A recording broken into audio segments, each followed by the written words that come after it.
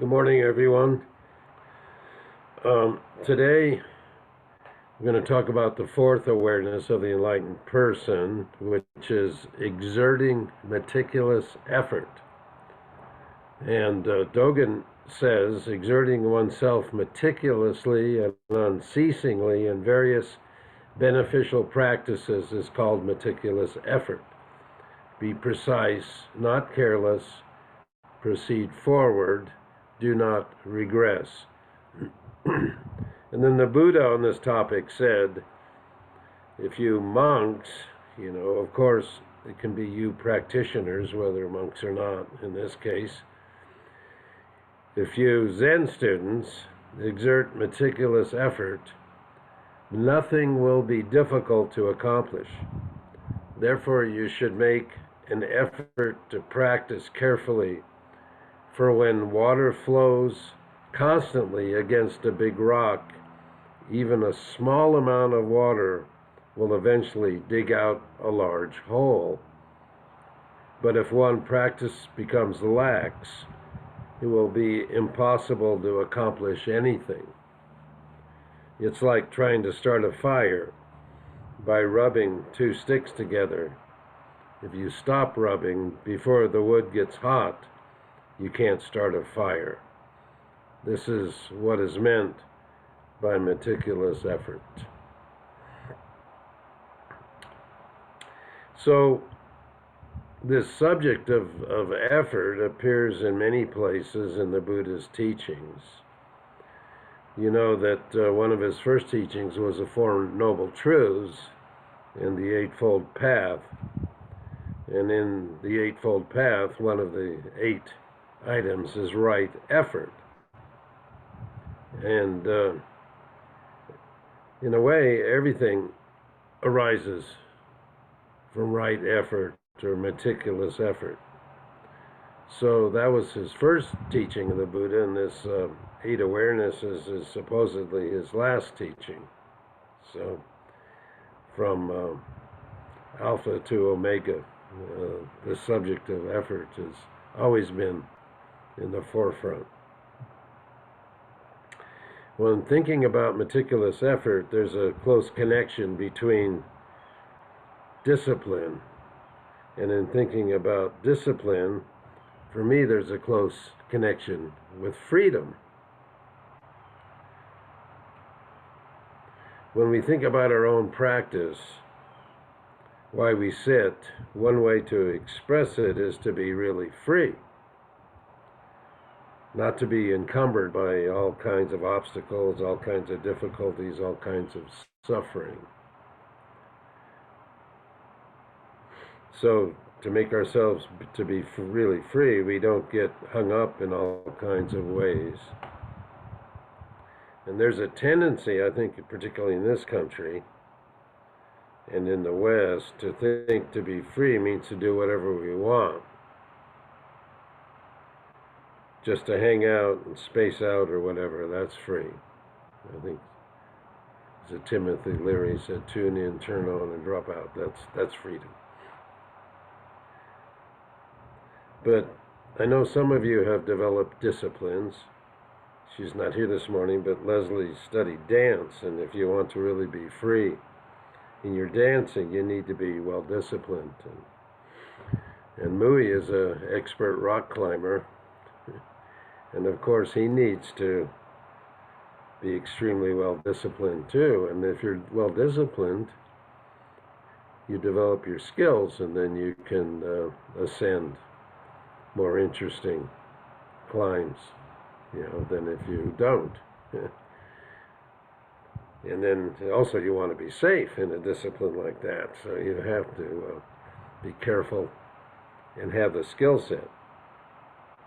And anyone who's played a musical instrument, it's the same thing. If you sit down at the piano, you can't do anything until you've trained yourself and disciplined yourself.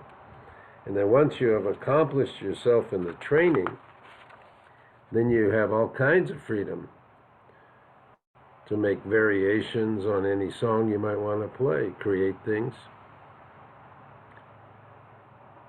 So in our practice of Zazen, we're talking about disciplining the mind. There's an expression in India that a snake does not know its shape until it's put in a bamboo tube. You know, a snake is all curvy and a bamboo tube is straight. So then it bangs up against the sides, and it whatever awareness it has, it knows that it's curvy. So we don't know the shape of our mind until we sit down and start to meditate. And then we bang up against all kinds of things.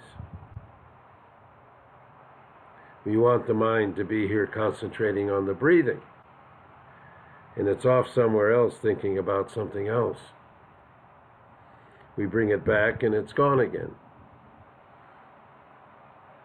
And when we set up these kinds of boundaries to discipline our mind, then we begin to realize what it is. We see what it is. And this exerting meticulous effort is one means to encourage us to really look into our own mind, to train it and discipline it so that we can be free. So there's various aspects of this meticulous effort. One implication is being constant or steady in our practice. What comes to my mind is the image of railroad tracks. They have to be constant and steady.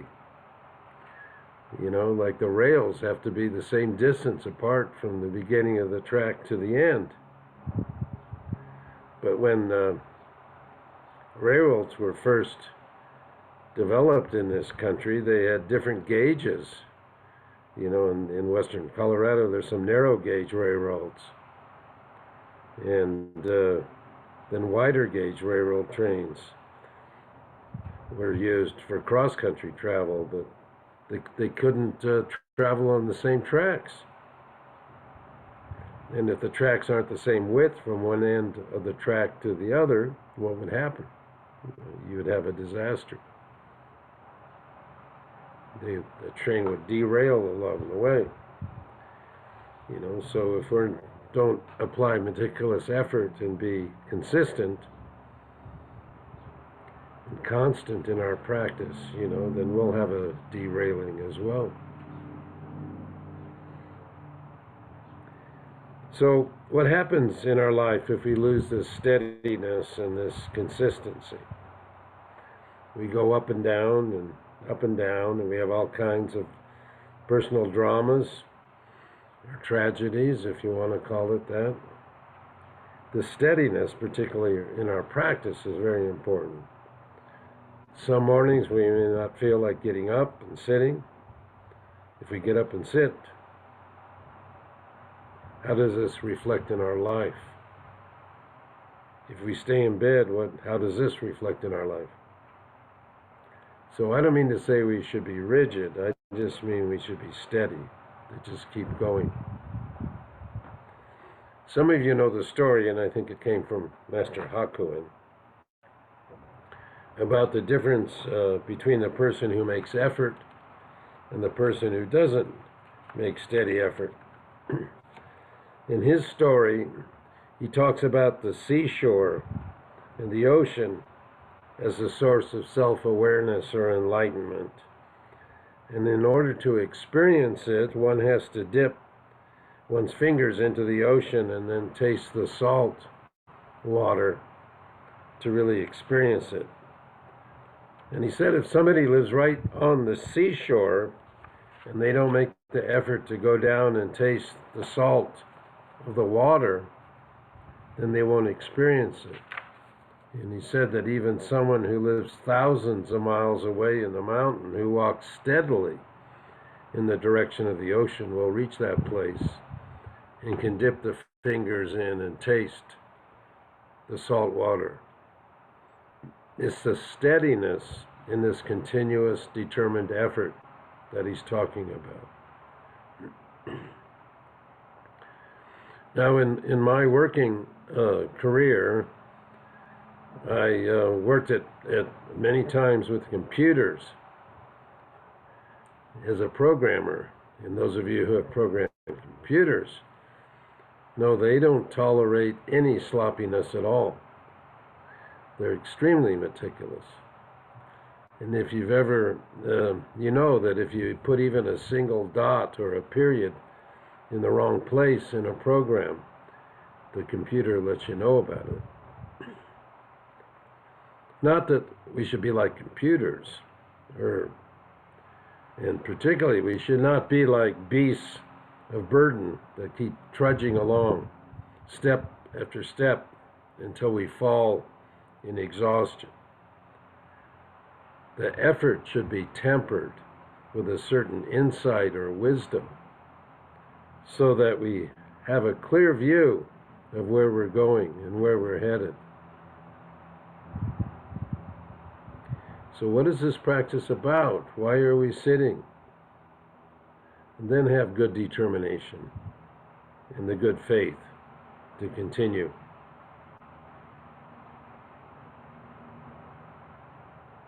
So, of course, the subject of insight into why we practice, each one of us has to realize what that is. And that will be the subject of the seventh awareness of the enlightened person, which is called cultivating wisdom. So that's another aspect that we'll come to. But another aspect of meticulous effort is paying attention to small details. So I mentioned that in talking about computer programming. So, but also not to get stuck any place, to beware of the differences as well, not trying to make everything universally the same. So I still remember about 40 years ago, we had a big SAMU work day at the Zen Center of LA when I was living there, and everyone was doing work together. And we worked in different parts of the center, and my Roshi was working in the stitchery, and they were hemming curtains. And I was in there too, working. I'm not a very good seamstress, but they assigned me to do that. And my Roshi commented to me after the SAMU, he said that the people who were working in the stitchery were very careful in making every stitch even and consistent across the back of the curtain. My first thought was, that's great. They were really being mindful.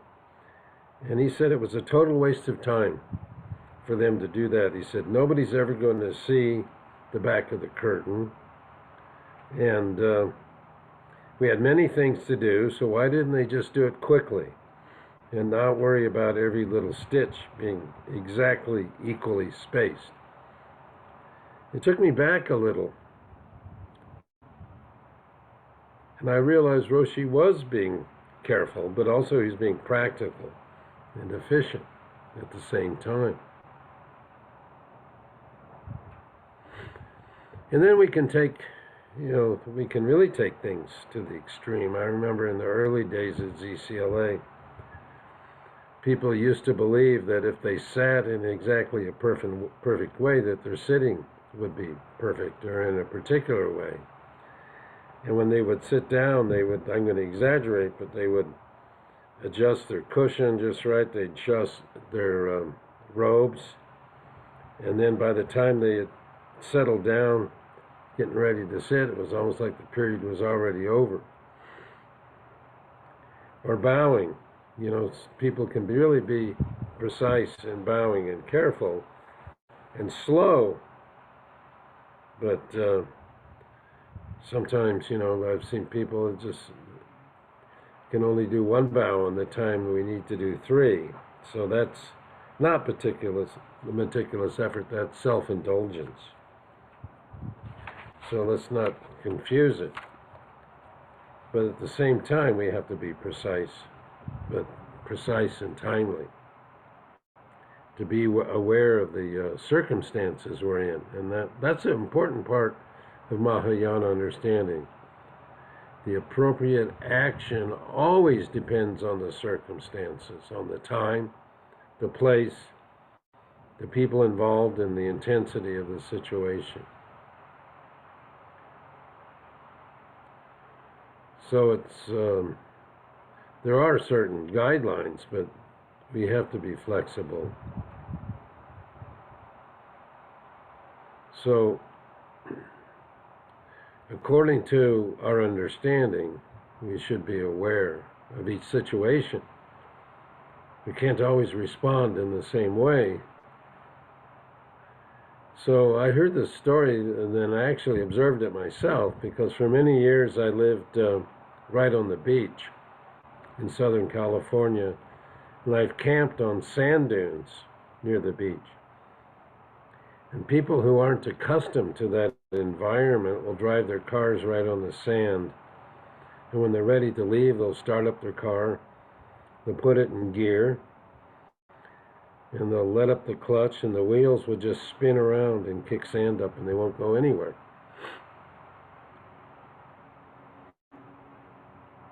You know, they know that if you put your car in gear and push on the accelerator and let out the clutch, the car is supposed to go.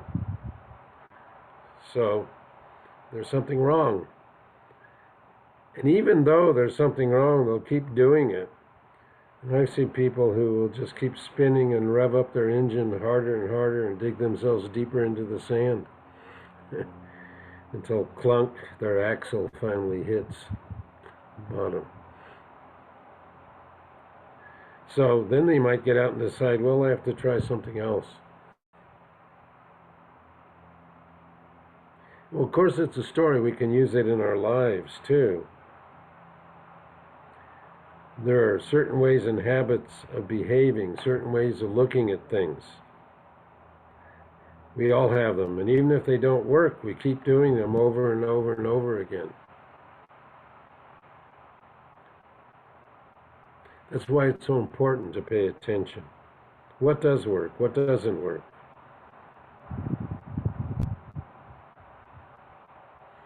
It's not just saying I have to do everything perfectly according to such and such rule. That's not meticulous effort.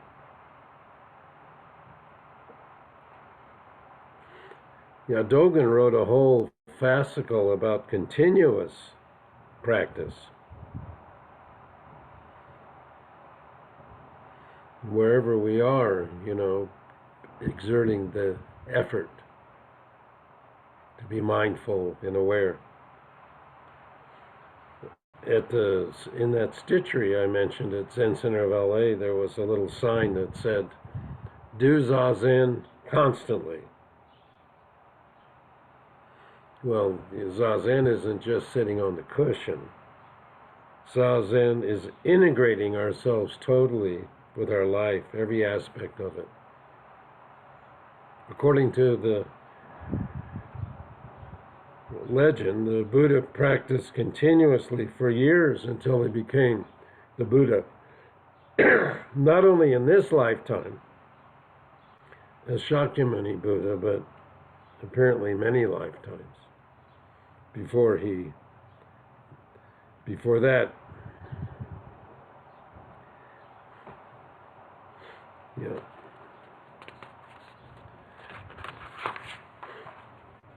Many of you know the story of Master Hakujo.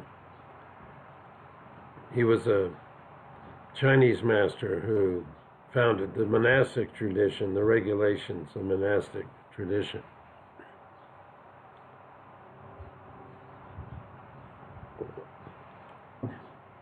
When he was a very old man, maybe in his 80s, like me, he insisted on working in the field in order to help cultivate the food that was used in the monastery. And the monks were very upset with him because they didn't want him to exhaust himself and make himself sick. So they hid his tools from him and told him they didn't want him to work in the fields in the hot sun. Because he wouldn't give him back his tools, he refused to eat. And the monks asked him what was wrong, and he made his very famous statement: "A day of no work is a day of no eating." So they agreed to give him back his tools so he wouldn't starve himself. And he went out merrily working in the fields and contributing his labor. His practice was continuous until the time that he died. There are many stories of this continuous practice, continuous effort, meticulous effort to improve one's understanding, to improve one's awareness. At the end, what do they get? They didn't get a diploma to indicate they had accomplished such and such and done so many years of practice. But their own life itself was a result of their practice. How they are, what they're like.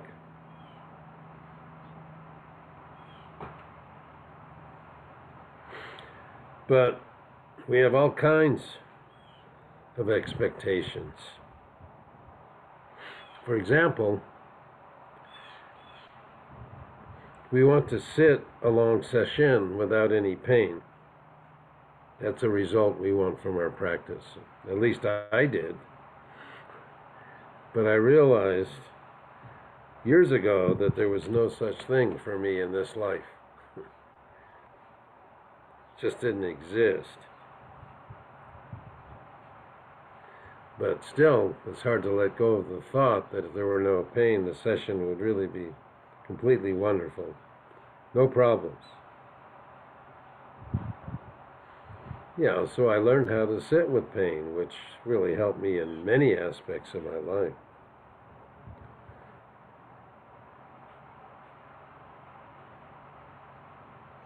So we encounter all kinds of obstacles. It could be in our mind, it could be in our body, it could be our emotions, it could be our thoughts. Particularly when we first start to sit, there's usually a lot of enthusiasm, and then certain obstacles come up. And how do we deal with them? Many times we know how people complain. They say that their practice is impure. Well, Suzuki Roshi said you can't make an impure thing to be pure. What he means by purity is everything as it is. If you think you'll get something from Zazen already, your practice is impure. Just sit for the practice itself, and when obstacles come up, consider them as treasures to encourage you. The Buddha used the analogy of rubbing sticks together. And if we give up before it gets warm, then we're not really fulfilling the practice of Zazen.